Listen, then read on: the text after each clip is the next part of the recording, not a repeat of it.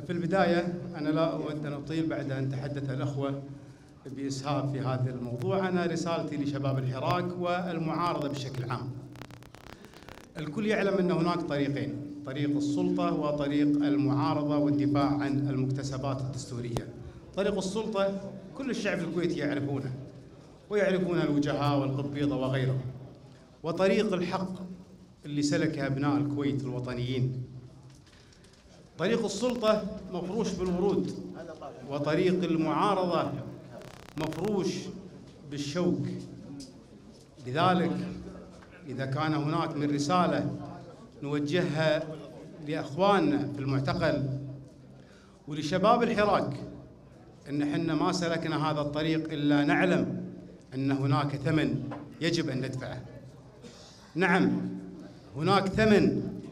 معارضتنا ليست ترف، ما خرجنا من أجل ترف، حنا خرجنا للإصلاح. لذلك نحن على استعداد أن ندفع ثمن إيش ما يعملون السلطة. نحن على استعداد، والكلام هذا أعتقد وصلوا لنا إخواننا المعتقلين أمس في رسالة تلاها مسلم البراك من أمام المباحث الجنائية. ونقول لإخواننا المعتقلين ثقوا بالله أن شغلنا الشاغل أنتم، قضيتنا الأولى والأخيرة أنتم. لن نتخاذل، سنعمل طوال اليوم حتى يخرج آخر معتقل. ونقول للسلطة والمحمد الخالد والتصريحات النارية قبل قليل، يا محمد الخالد اتعظ بمن سبقك. شوف تصريحاتهم وين راحوا، شوف وين أحمد الحمود وين راح، شوف وين جابر خالد، وانت بإذن الله راح تمشي ممشاهم إن شاء الله. وإذا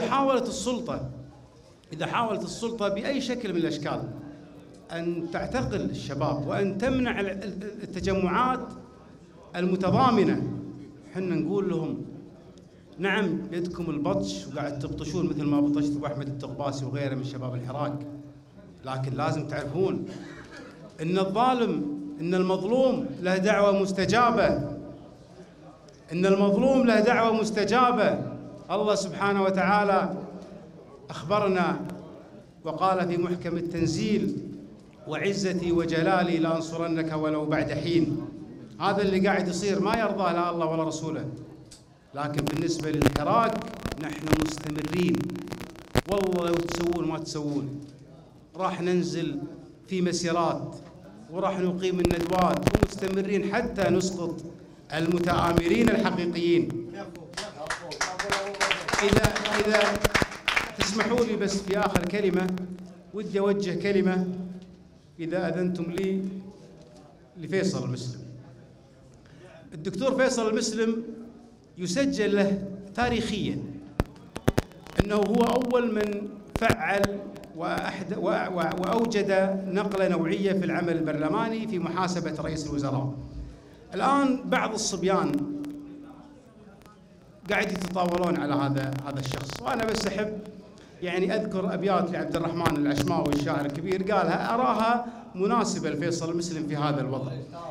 أقول: سري الشجاع الذي ما خان أمته، ولا يغرنك الشذاذ والغجر، سر لا تخف من لئيم في مكائده، فما عوى الكلب إلا ألقم الحجر.